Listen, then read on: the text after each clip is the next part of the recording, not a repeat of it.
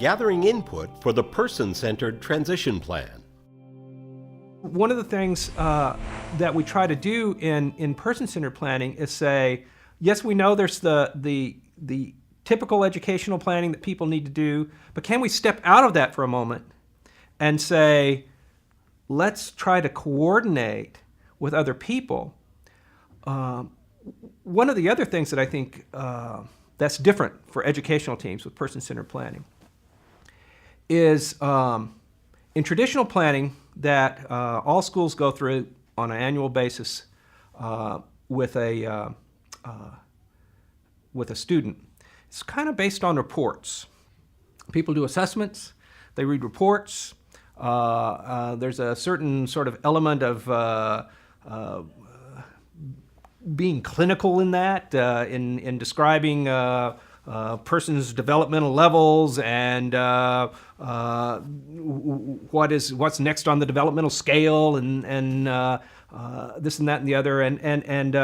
And I think one of the things that we try to do in person-centered planning is say, can we take in another venue and base what we're doing and gather information in a different way? And one of those different ways is to ask people to tell stories. If we can sit down together as an educational team with extended family members and people who know the student from the community and say, tell us stories about this kiddo. And they say, well, you know, the thing I remember most is the time we went together to the beach and what all happened there. And we found out certain things about what they liked and what they didn't like. And here were the things that were great about it. And here were the disasters we had. That's all new information to the educational team because they usually don't get that kind of information. So one of the things we want to try to do in person-centered planning is say, can we step out of our traditional processes and say, let's bring in some people and just have them informally share information, and do that with the student too. We see the cover of a communications portfolio created by a student named Jonathan Rosa.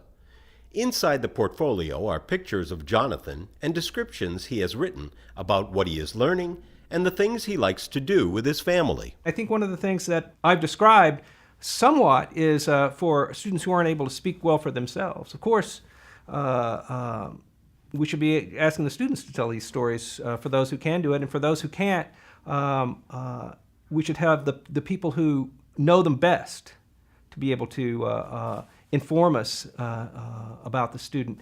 But to do that in order to find out little details about things, these are the things that I think clarify things for us, and then we can take that information that we gather through these person-centered processes and apply them in our traditional planning. And so I think that's where the systems kind of interface is to say, let's step out of the IEP meeting, let's step out of the traditional planning processes, let's gather some people together and informally gather some information, and we're going to learn some things we never would have learned, and now we're going to be able to apply that in our IEP planning and our transition planning. Fade to black.